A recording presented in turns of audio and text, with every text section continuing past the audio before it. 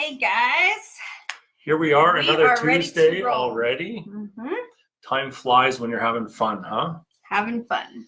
So we are back in Alberta. So we are literally in snow and bad roads and closed highways. Ice all over the highways, all over the side roads today.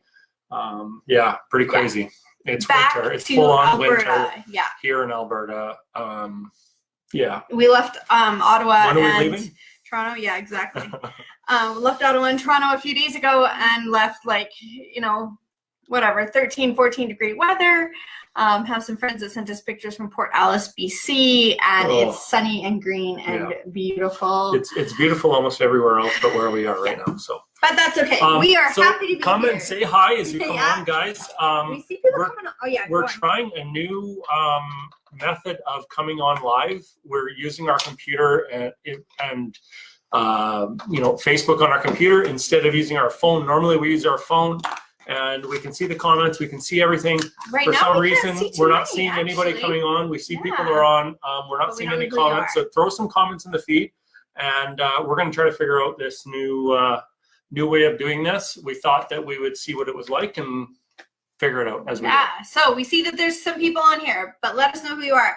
Say hi as you come on. Let us know who's here, who's with us. So tonight we are talking about something that I am terrible at. And nice. And but Corey is very good at it, and it's something that as investors we either need to be able to do it ourselves or we need to be able to have someone that can help us do these things. So it's not something that might come naturally, but negotiating is something we have to do. Now, we use realtors and they negotiate for us, which is awesome. Sometimes we negotiate with our own individual vendors or sellers. And sometimes we're negotiating with joint venture partners or just team members. And it all comes down to, who are you talking to and what are you doing to give back to them? And that's at the end of the day what we're, there we go. Oh, hey, see, now we can see it. Yes. Right, yes, Greg? We said ice all over the place. The roads were literally coated in ice. Yeah. I'd love to actually take this camera and turn it around and show you outside, but we have probably about 4 or 5 centimeters of snow on the ground right now. It is full on winter. Yeah. So, and Simran, I see that you're on here. So yay. Awesome. Oh, Paula. Oh, everyone's saying hi. Thank you for saying hi. We just figured out how to see the comments on our computer. And great to see everybody. Okay, guys, so, this is something that I have had to work on for a really long time. Every time I go into a negotiation, which really, I often get Corey to do it for me. But every time I go into it, he gives me the quick rundown, the tips and the things to quickly just remember. And so that's what he's going to give you today is the rundown. It's not the specifics like do this, do that, do this.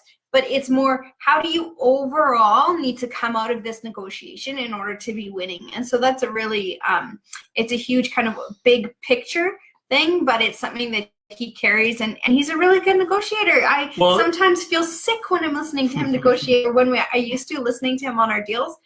My stomach would be, just do it. We want this, just do it. Go ahead. So negotiation is one of those things that you either love it, I think, or you hate it. You're either someone that is driven by negotiating and just absolutely wants to do it, or you're somebody that shies away from it. It's kind of like there's nobody in between. Right. And so there's some of us that thrive. That literally, that's the best part of this whole thing in real estate is the negotiations and trying to get a good deal and trying to win a negotiation. And then there's some of us that it's completely the opposite, and that if there was anything that they didn't have to deal with, it would be negotiating. And so, like Tiff said earlier, that comes when we're negotiating on properties, that comes when we're negotiating with joint venture partners, that comes even when we're negotiating sometimes with tenants. I mean, that's totally in the real estate world, we're negotiating all the time. We're even our property managers or our lawyers or whoever it is that we're dealing with, sometimes there's a negotiation in there. So we're going to kind of run through today what winning the negotiation actually means, what kind of information you need in order to win that. So kind of what you have to find out first, and then just kind of Corey's number one trick of to what it is that makes you, either the winner or the loser in a negotiation, and kind of the trick to doing all of this stuff. So whether it's your forte or not, we often have to do it in real estate, even though we do pay a lot of people to do that for us. And there's lots of people that are good at it. A realtor is a good negotiator. For goodness sakes, yes. Has to be. Amy says, I love heckling at garage sales. Does that count? That counts. Totally counts. That's what I learned. Growing up, I learned to negotiate at garage sales. My parents took me to garage sales, and I would, they would say, see what you can get, and see, you can't pay full value at a garage sale. You have to. And you know what I do at a garage sale? Well, Tiff just goes and offers them more than they're asking for. No, not more, but I will say, hey, this is worth it for me. You want $8 for it? That's so worth it for me. I'm happy to pay you $8. Great, let's do it. Yeah. And I'm happy with that. That having been said, I don't get us any good deals, but he does. So I love how Terry's like, it's 11 degrees here in Nanaimo. Thanks, Terry. Oh, yeah, nice. That makes us feel better. Yeah, rub it in, girl. If you've got it. So, yeah. Okay, well, welcome everybody. Great to have you here for another Tuesday training. And, as we've been talking about, today is going to be about negotiations. What are some of the principles when it comes to negotiating? What are some of the things we have to keep in mind in the back of our minds as we're going into it? Because no matter what, we're going to be running into situations where we need to negotiate one way or the other. So I was going to say, one thing that I learned from Corey and his negotiating is, for me, it was always about, like, if I asked for something and then I didn't get it, I would be like, I failed. So I can't ask, because if I ask, it has to happen. And if I don't think it can happen, I can't ask for it. But that's actually one thing that, what does negotiating, or what does winning negotiation mean? So yes. Enlighten us. So before I get to that, I just want to say this. Tiffany and I, we've said this to you guys many, many times. We purchased over 100 properties ourselves. Before I became a realtor, we purchased over 100 properties. So we did a lot of negotiating. We did a lot of negotiating with our realtors, through our realtors. I thought I was a negotiation expert after doing 100+ deals on our own. And then I became a realtor. And then I started negotiating for other people. And in the last 10 years, literally have negotiated thousands of deals. And so, there's a ton of stuff that we learned along the way, from the 100 that we did ourselves, and then the thousands we did with our clients. There's a ton of stuff that we learned along the way. And so the reason that I want to share some of these things with you is because of the lessons that we learned.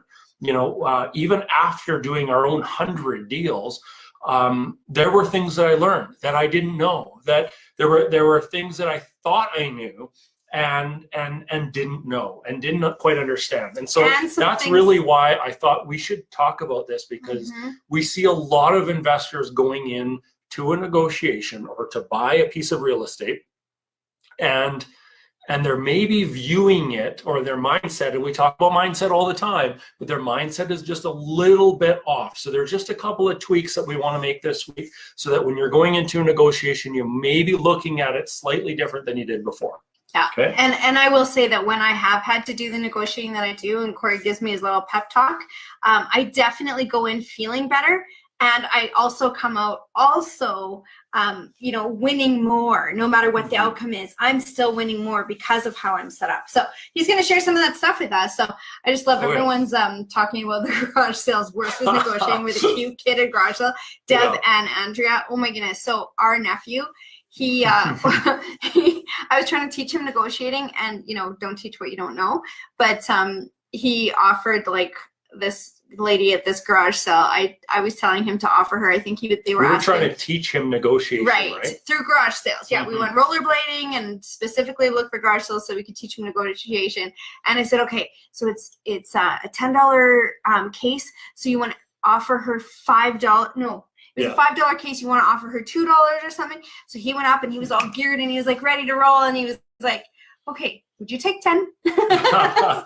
He did it the other way. He's my boy for sure. He negotiated for them, not for himself. Yeah. So negotiating is something that we do every day. So Yeah. Okay. What does winning a negotiation big mean? point here, guys. When it comes to negotiation, what does it mean to win a negotiation? This is and we're just talking our opinions here today. Yeah, yeah. My opinion of winning negotiation means that both sides of that negotiation come out happy. Now, hold on. Yeah. Okay, let's stop there because this is a big point. A lot of people enter a negotiation, whether you're dealing with a buyer, a seller, a joint venture partner, it doesn't matter who it is. A lot of people enter that negotiation thinking that if they win, they got everything they want. Now, that's how I felt. I felt like if I asked for something, then I better get it. And if I don't get it, I failed. And for me, I'd rather not ask because I don't want to fail at it. So I'll just pay what you want and forget it. And it's either worth it to me or it's not, because I don't want to go in and ask for something and then get told no. Same with returning stuff. Mm-hmm. Until like Winners and Costco came around, I'm like, I can't return things because if they say no, I can't handle it. But that's interesting. What's interesting is that's actually not winning a negotiation. Winning a negotiation is getting all parties to where they need to be. Now that's with joint venture partners. That's with, your motivated vendors. That's with everyone that we deal with in real estate, tenants. And actually completing a deal. Yeah. So that's the other side of this. We can get somebody down all the way to where we want them to be. And something sticks in there and we don't get a deal done because they don't listen to everything we want, or they don't follow through with everything we need, and the deal falls apart. Did we win the negotiation? Absolutely not. And let me tell you a story. Back when we were buying, Tiffany and I were buying townhouses at in the high 80s. They were in the $88,000-$89,000 range. And we were offered several townhouses that were asking $93,000 and $94,000. Mm-hmm. Remember that? Yeah. And I remember when we had just closed on 5 or 6 at 88 and 89,000, mm-hmm. and then these other ones came available and they were all asking 93, 94, and we said, that's ridiculous. Yeah. That's way over market price. Yeah. And we tried negotiating them down. We didn't get them down to where we were buying the other ones, and we walked away. We didn't end up buying them. So did we win the negotiation? Absolutely not, because we didn't complete a deal. And now those townhouses are all worth over $200,000. So did we win? No, we should have bought them at $92,000 and $93,000. We should have made the sellers happy, because we would have won if we had done that. We would have won. But quite honestly, a lot of times we can let our pride get involved, but also, like, for me, it was defensive-ness get involved. It was like, you know what? I'm going to set a number. I'm going to stick to it, because then I'm not being emotional about this, and I'm just going to, stay unemotional. And by doing that, we missed out. So in that complex, that we missed out on how many? And then I can think of another situation. Friends of ours lived in a place that got a cash call. And so there was like, all of a sudden, all these places got put up for sale, and they all wanted like $67,000. 69, I think, is the most we paid. We've got one offering 71,000, and we were like, no way, that's craziness. Again, they're all like 180, worth 180-ish. We would have made over $100,000 on each one. But because we thought, no, we're not getting what we're asking for, it's like we walked. But that doesn't make you win. We lost. Because we didn't give the sellers in that particular case what they wanted. We didn't end up getting what we wanted. Yeah. We did not complete a deal. We did not win a negotiation. So at the end of the day, winning a negotiation means two things, in my opinion, in our opinion. It means, one, you actually complete a deal. Right. And two, both sides of that deal are happy. And here's the important part to that second point about both sides being happy. There was one story that I think of all the time, and this was a client of mine that I was representing them as their realtor, and this was on roughly about a $500,000 house they were negotiating on, and it was going back and forth between the buyer and the seller, and they were starting at, let's say, 500, and the offer was at 470, and it had gone back and forth, and we were down to, let's say, 480. I don't remember the exact numbers, but the point is we were $500 away, and my buyers were willing to walk away because of $500, because it was, they didn't want to pay an extra $500, and the sellers were just adamant that they needed that money in order to pay off their mortgage or to pay their closing costs. And it just didn't make sense for them to go any lower. But this is what happened. They ended up accepting it for less than they actually could close on. Okay, so they ended up accepting what our buyers had offered. Now, our buyers thought we won the negotiation, but this is what happened. Closing time came around 30, 45 days later. The buyers went to that property, and it happened to have a pool in the backyard. And the sellers were supposed to make sure that everything was in working order and everything was all good. But you know what?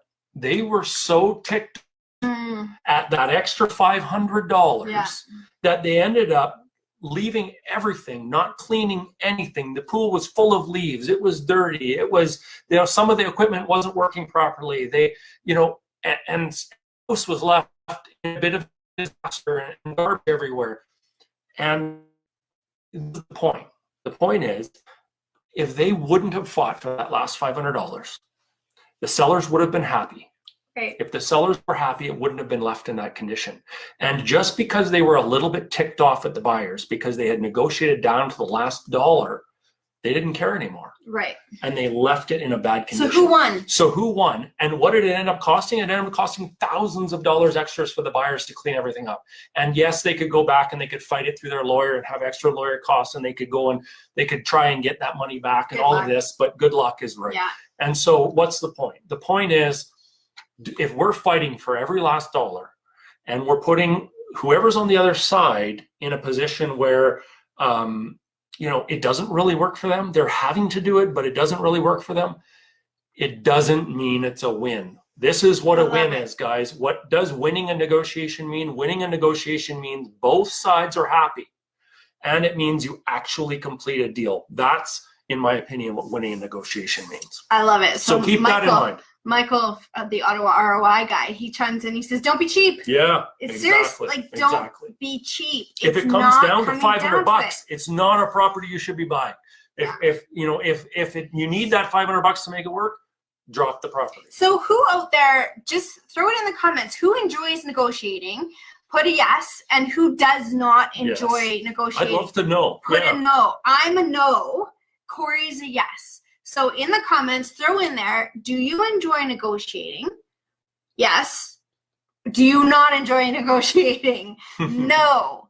And we'll see what we have. It's going to take about 20 seconds. So we'll just give you a minute to actually, to actually comment and Michael get says in no. there. No, Michael, that surprises me. Actually, I thought that you'd Margot be like, says oh, yes. Really? Sarah says no. Okay. Interesting. Yeah. Yeah, it'd be interesting to see because there's some of us that love it and there's some of us that hate it, and that's just the way that it works. Look at that. Yeah. Actually, quite a few. I'm learning to enjoy it, Liana. Yeah. Yeah.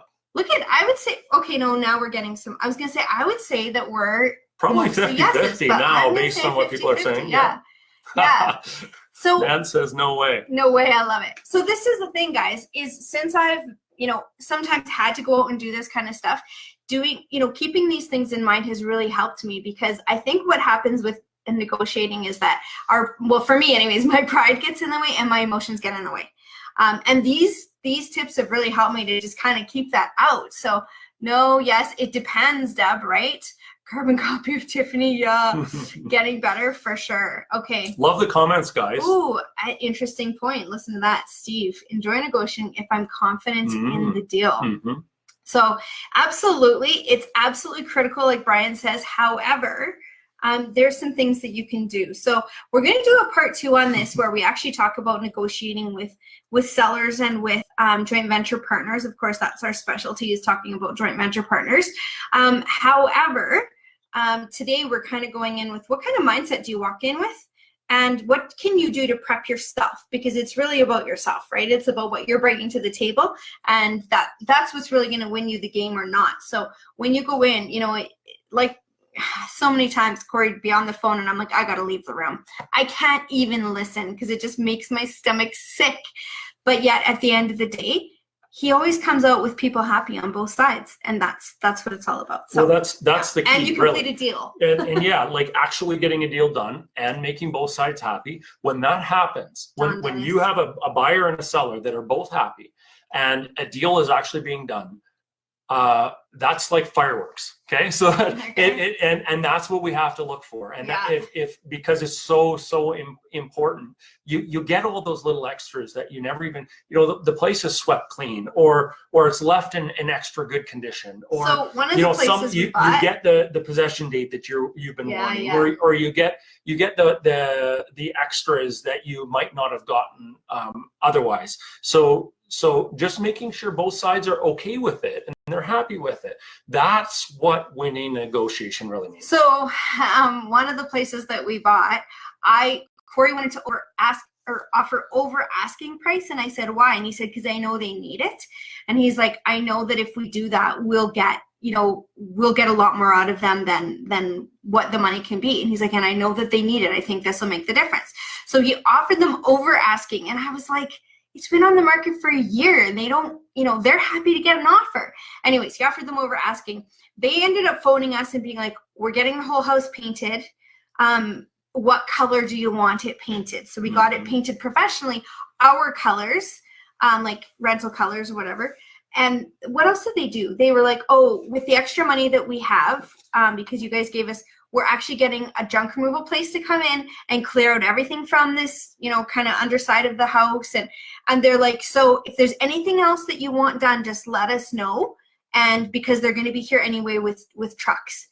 And we were like, that's amazing. Like, we had so much better stuff offered. But so that's really winning. That is really winning. Well, think about it. If you can get all of those things covered in what you're paying for the property, if you can get them to cover all of, like, let's say $5,000 extras in junk removal and in cleanup and all of those things, and you get that included in your asking price, really that just ends up going on, 80% of that goes onto your mortgage. So it only costs you 20%. You're paying $1,000 to have $5,000 worth of work done.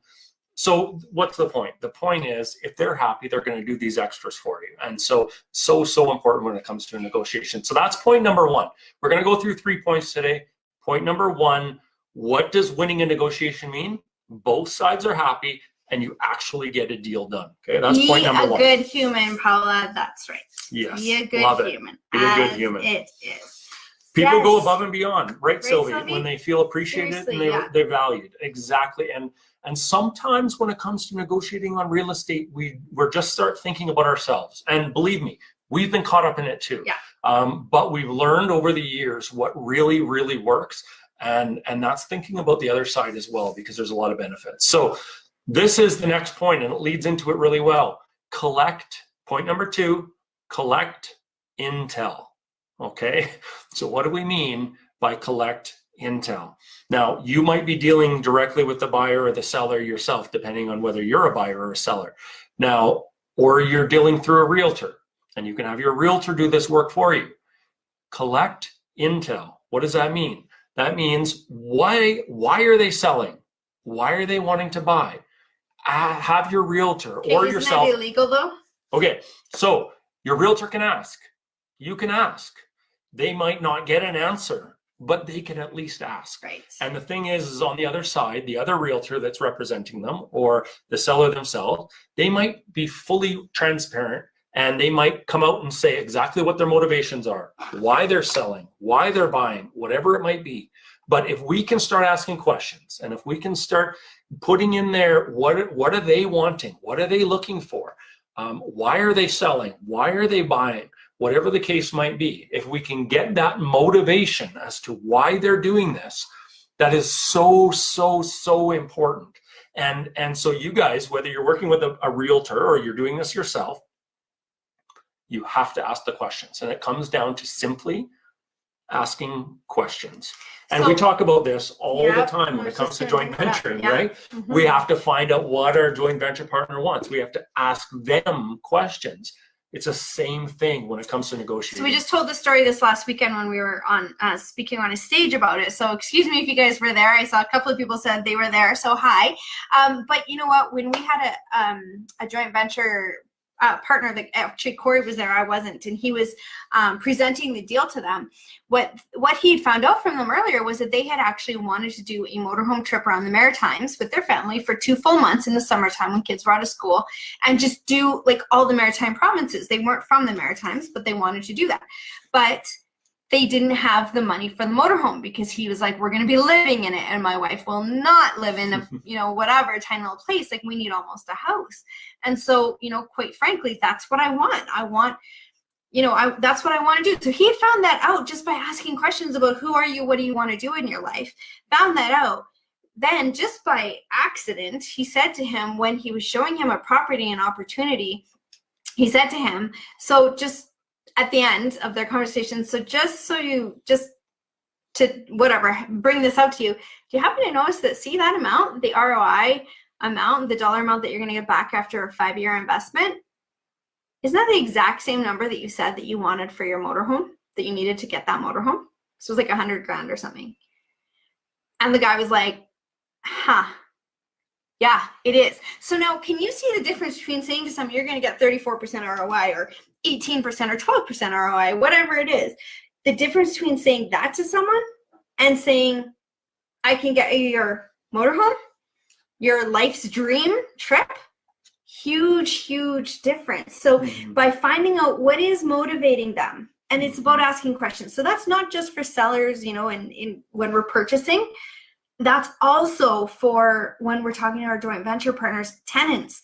I've had tenants before where I've said to them, so, okay, maybe there's an issue and it's like, we're close to getting there, but we're not far. I'd say, so what do you want out of this? So what is it that you're looking for? Oh, there's a heart shower, Corey. Corey's favorite heart showers. Love it, guys. So I'd say, like, so what is it that you're looking to get out of this? And they're like, well, actually, I'm looking for example, this one lady, she was like, I would really like to be able to pay twice in a month. I don't care if I pay an extra $200 a month. I would rather pay twice in a month just so that I can budget better. Comes off of each paycheck. I don't have to worry about it. So we were able to negotiate that into her lease, but only by asking the question of what is it that you need out of this was I actually able to provide it. I won, she won, because we asked those questions. So what do they want out of the deal? Why are they, in the deal in the first place? What's their motivation behind all of it? And getting those answers to those questions are super powerful in negotiating. So you have to ask those questions, though. You have to ask those questions. Yeah. Does that make sense, everybody? Okay, so let us know if, I see some hearts coming. I see some thumbs up. Thank you, guys. At the end of the day, what we're trying to do here is just share a few points, a few principles that will help when you're negotiating with joint venture partners, when you're negotiating with buyers, when you're negotiating with sellers, with tenants. These principles apply everywhere. So Glenda, you asked a question. I was told not to disclose that it will become a rental with a secondary suite because homeowners don't want this to happen to their home. Totally understand that. Some homeowners don't want their home maybe turned into a rental suite. They think that it's going to go downhill. They think that there's, whatever might happen to it. I don't think too many sellers really ask what is going to happen to the home. I don't know that I've been asked that question a ton. There is a bit of a stigma, though, between selling to an investor and selling to, that nice young family that's going to, live in our home and continue what we... Big point here. Yeah, what we started and what we're, we had kids and it's a perfect home for raising kids. And so, yeah, Glenda, there is definitely some of that you see. And when that happens, that's when you share the fact, see, this is the difference, is that's when you share the fact that, you're planning to do this renovation so that you can have a young family upstairs. You can help out somebody to live downstairs. You can provide affordable living. You can provide something that doesn't exist in the neighborhood right now. And so you're not the big, bad, rich landlord. Right. Instead, you're somebody that's providing affordable housing for people that really, really need it. And so it comes down to communication. So, if we just say to somebody, yes, I'm putting a secondary suite because I want to make huge cash flow, and we're saying that to the seller, then maybe that's not going to go over really well. But if we're going to tell them that what the point of all of this is to provide affordable housing in the neighborhood, and we feel that their home is perfect for that, and then there's a little bit of understanding there. So, you might get into that conversation. It really depends on the situation. We don't run into it too much, Glenda, But you're right. There is a difference. Some people do want that, like, I want this to go to kind of thing. Oh, totally. For sure. Even this house here, when we bought it, you know, we were investors, full-time investors at the time, and this was back in 2006. And we went into buying this house with a thought that we might end up flipping it, right? Yeah, that was the It's now intention. 2019 and we're still here. But I'm never leaving. But we were the big bad investors coming in. And I remember the seller actually turned down our offer and went with somebody else because they were a young family and they felt like, you know, would rather sell to a young family than investors. And you know, how did I win that negotiation? Well, very simply, I told them, listen, my wife absolutely loves that home and she loves this and that and this and that about it. And we actually do want to live in that. And yes, we might renovate it. We might make some changes to it and we might end up selling it in the future. And we'll invite you over to see them. We actually And they were like, oh, that would be so nice. Exactly. And I ended up offering them $10,000 extra over asking at the time, which was ridiculous at the time. But was it worth it? Absolutely. We made him happy. And that's the point. We made him happy. We were happy. We both won the negotiation. I paid over asking, but we both won the negotiation. Okay, so winning a negotiation does not mean that you get everything you want. It just means that everyone's happy. And at the end of the day, a deal is done. Okay? So remember that. At the end of the day, a deal is done. If you're even going to waste your time going into a negotiation, that means that there's something there for you. There's something there. There's a reason why you're putting your time and effort in. Don't waste it. If it's worth negotiating on, it's worth making sure that something actually happens and comes out of that. So winning means both sides are happy. You're actually completing a deal. Collect the intel on it if you can so that you can then, you know, use that and, you know, truthfully say, you know, this is what we plan to do or whatever. Use those little hooks or those little pain points that you hear to actually, you know, find their motivations. Well, I don't know how many cases I've had over the years where somebody needs to be out by a certain date. They need to have the mortgage paid out by a certain date. They need to, they're moving into another property by a certain date. And if we don't know the motivation as to why they're selling and the fact that they have to be out by that certain date, some of our buyers have saved several $1,000s because they offered their closing date to be before that date those people needed up, right? Or before that date where their next mortgage payment was going to be paid, or whatever the case may be. So again, asking questions, collecting intel. Why are they selling? What do they want out of this? What dates do they want? Finding out all of those things leads into saving money along the way and potentially getting a better price. But keeping in mind, price is not always the most important thing. Sometimes what's included in that price is far more important than what the final price is. So that's what I was just going to say too, is that, you know, often when this is if you're buying a home or an investment property, you know, oftentimes we're problem solvers for people. So it's not just about, you know, what price you can get it for, because lots of times the price really doesn't make a difference to us if we're cash flowing strongly anyway. But what does make a difference is the terms that we can get. So, you know, for us, what we learned really early on was we would go in for the best price always. And I mean, especially me, I'm all about price. But at the end of the day, our terms were often worth more to us than price. And if we could say, like right now, we're coming into the Christmas season. Do you know how many people that are selling their homes right now have an emotional attachment right now to having it off their mind, off their shoulders, and they can just enjoy their Christmas? So to have an offer in early December and have the conditions removed before, like, let's say around the 15th, 18th of December, do you know how much negotiating power that gives you when you can give somebody what they really want, which is peace of mind for Christmas? They are willing, if you will do that and let them have an answer, even if they don't know right now that that's going to be a for sure sale, have an answer before Christmas, you can negotiate great price because you're giving them their terms.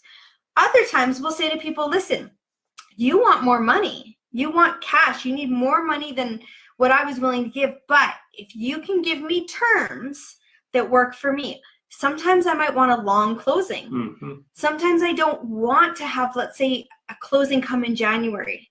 because I know that that's going to be a tough time for me to rent. I mean, I've got snow on the ground in November where I live and where I invest. So, you know, I'll maybe wait and say, I wouldn't mind a closing until end of April. Yeah. You guys can stay there, obviously, the whole entire time.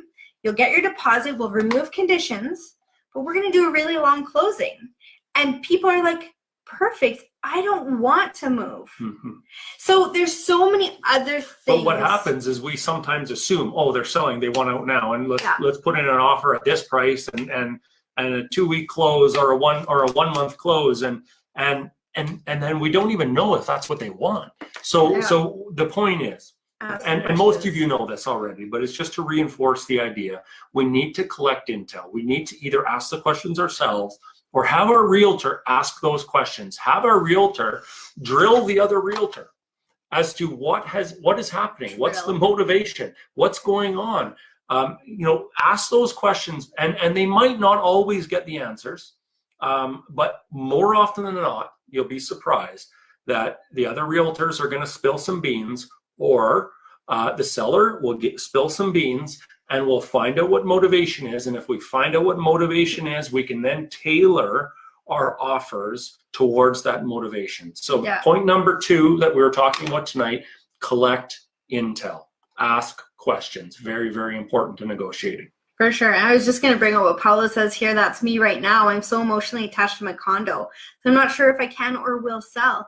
And for sure, that's a big thing for a lot of people. So the fact that, you know, if someone buying that were to know that, and they were able to fill whatever little void you have in your heart about it, you know, that would give them some major play, wouldn't it? So that's just a great example of how knowing those kinds of things, you know, if I knew that you had put so much time and effort into it, and I was going to make sure that, you know, it was well loved and whatever else, you know, that might help you to let go of it a little bit better, right, Paula? So for sure, lots of things that we can learn from even just our own examples, right? For sure. And there's a lot of little things we can do along the way to communicate what our intentions are, to communicate that we're not, you know, the big bad rich landlord. We got to remember that sometimes when investor is mentioned, that's what people think. Right.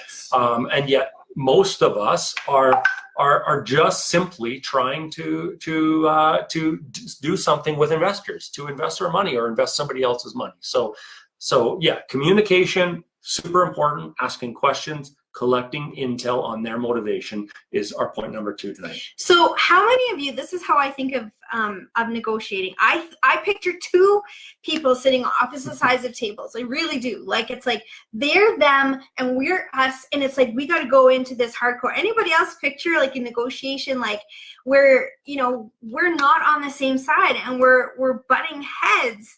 And for me, that's what I picture. And so guess what?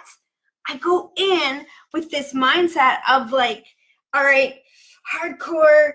I gotta like turn off, you know, my emotions. I gotta like move forward to this and get in there.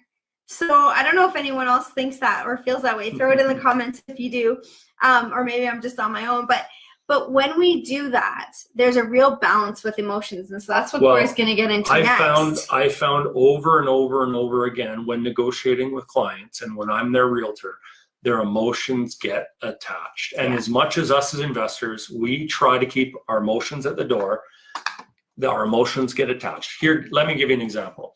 Sometimes, let's say there's a house for sale for $200,000, and we feel, based on the comps we've looked at and what our realtor's advice is and what we can cash flow at and all of those things, we feel that it's worth $175,000. So we put in an offer of $160,000 because we want to get it for $175 because nobody starts off right where they want to get it at. So let's just take that scenario now. We're the buyer in this scenario. We offer $160,000. Now let's look at the other side.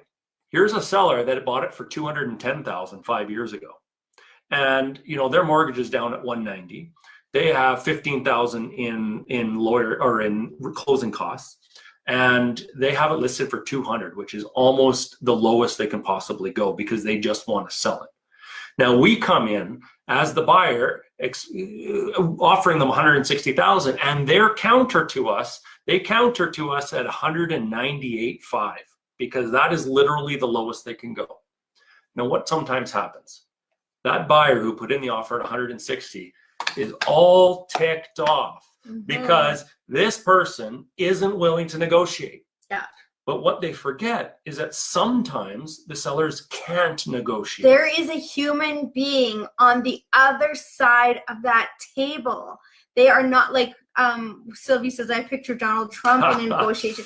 They're not a Donald Trump. They are human beings that lots of times when people are selling, they are in a position where there's a need. And if we're not willing to give them that, then yeah, we're just plain old not being good humans. That doesn't mean that we're going to give them 198.5. If it doesn't make sense for us, then simply we walk away. Absolutely. But what's the point here? The main point is, don't assume that they're being jerks. Don't assume that they're a bad person. Yes. We should first assume that they simply can't move on that price. We should assume that instead. And if we get our emotions in, oh, that guy's a jerk, he's not negotiating with me, well, forget it, or whatever the case is, stick to your number. Very simply, you know, if 175 is our number, go back at 175, say, listen, this is the best I can do. I totally understand if you can't do it. There's no problems here at all. Yeah, like we're not going to take offense. They either say yes or no, and you move on. And if that doesn't work, you move on to the next one. It doesn't mean we buy it at 198.5, but it just means that that's the lowest they can sell it at. So the point is our emotions, leave them at the door. Yeah.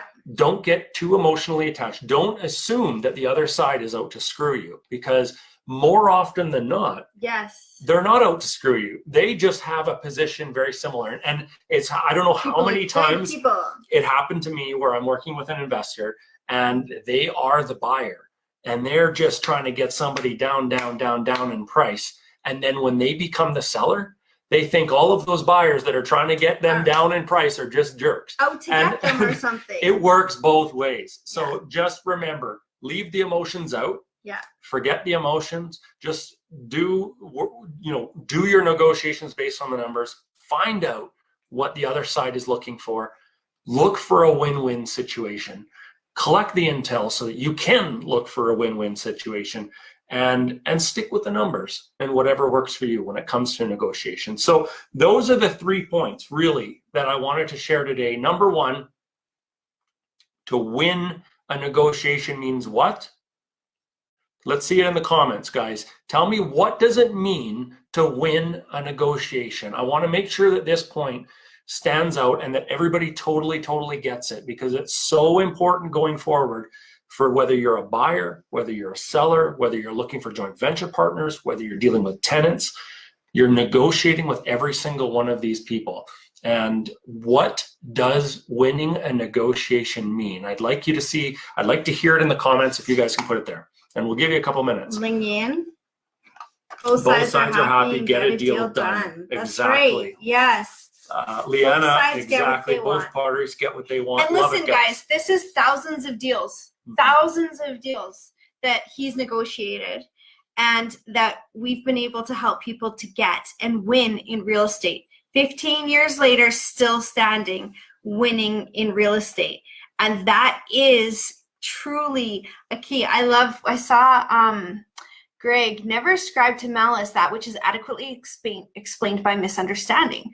I love that. I'd love to know who says that. I'm going to look that up after, Greg. I like that, Greg. Right? Never ascribe to malice that which is adequately explained by misunderstanding. Love it.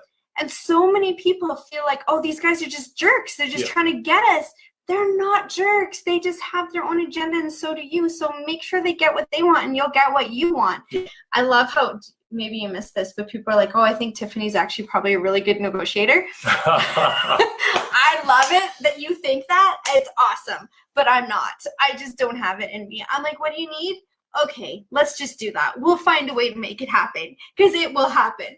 And yeah, I'm not allowed to negotiate ever. It's not, it's only if we absolutely have to. So yeah, look at all these comments. Yeah, when both sides get what they want. Absolutely, when we have a deal signed on the dots. It's so important. And sometimes with us as investors, what happens and what's actually taught out there is to go out and place 1 million offers and to go lowball and to do all of these things. And I'll say this right now is that, I mean, that's a strategy.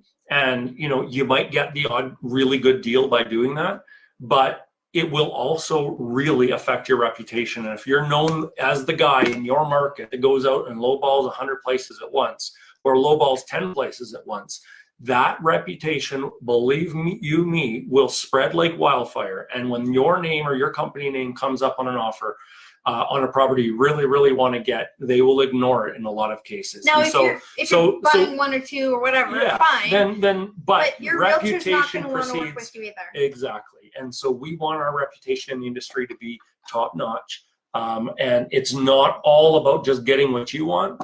And when you're looking out for the other side and getting them what they want, it will almost always pay back in some manner.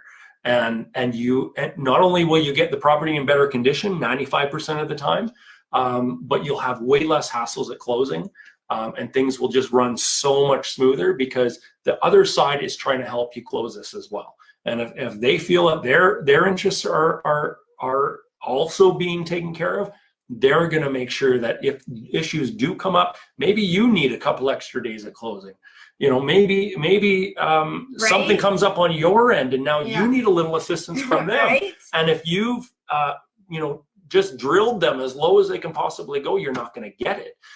And these are the things that you got to think of ahead of time. And so that's an important thing that we wanted to share, because in the investor community as a whole, we don't have the best reputation. So, you know what, I just saw this thing on our Fearless group. It was a comment that said, if you're not slightly embarrassed by your offer, then it's not a good offer or something. And I didn't comment on it because I didn't want to create issues, but couldn't agree less. Yeah. If you're embarrassed by your offer, especially in most markets in Canada, especially right now, most probably you're not going to have a good relationship with your realtor. You're going to be, out there just for yourself, and you might get a deal for sure. You might, but you're not going to win in the end. And so what we want to help you do is be here 15 years later, standing when the real wealth comes in, and when, mortgages are being paid down by tens of thousands of dollars a year, and your rents have gone up by hundreds, if not thousands of dollars a month, and all of those things have happened over the years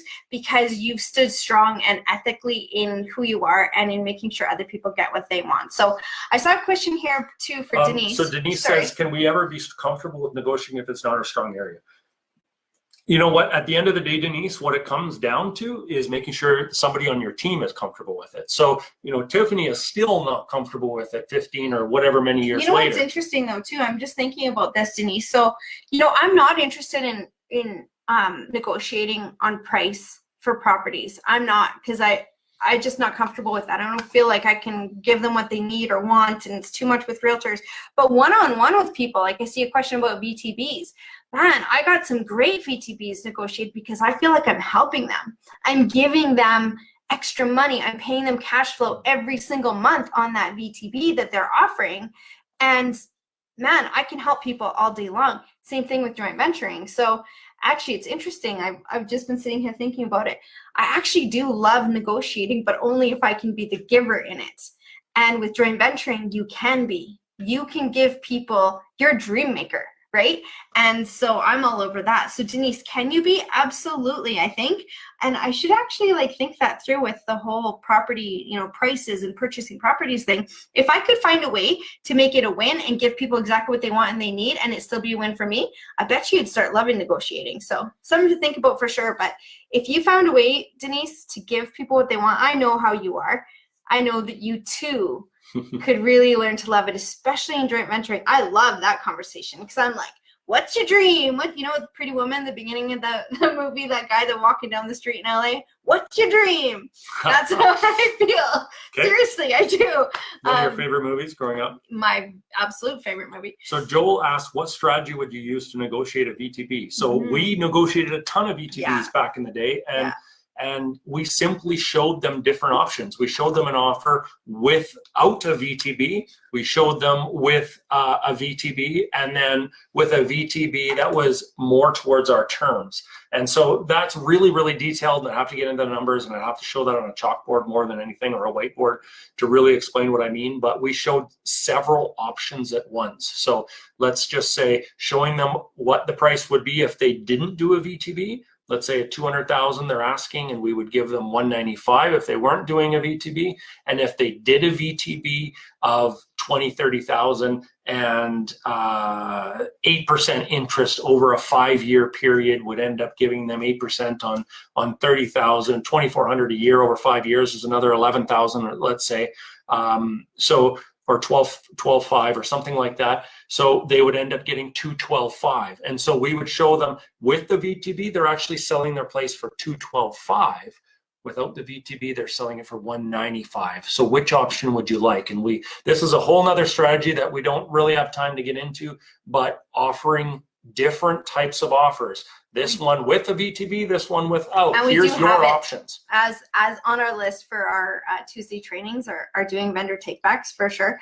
We also would position it with for vendor takebacks. We would say to them, so do you need the money, all of the money right now, or are you just needing part of it? And would you like to keep an interest in the property, and then we would pay you every month for your interest in it, and you could create some cash out of it every month or some income?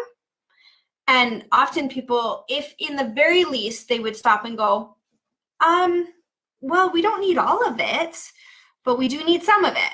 And we'd be like, yeah, no problem. So if we were to give you half or whatever it might be, and then the rest of it, you can keep in the property. You keep an interest in the property. You can have a caveat or a lien on it, and we'll pay you an interest on that every single month. And then you're getting income from it instead of it just sitting in a bank account. And a lot of people were like, oh, yeah. So, again, if you position things where what's the benefit to them? What are they going to get out of it? I don't consider that negotiating, but I guess it is, because it's creating a win for them, right? Yeah.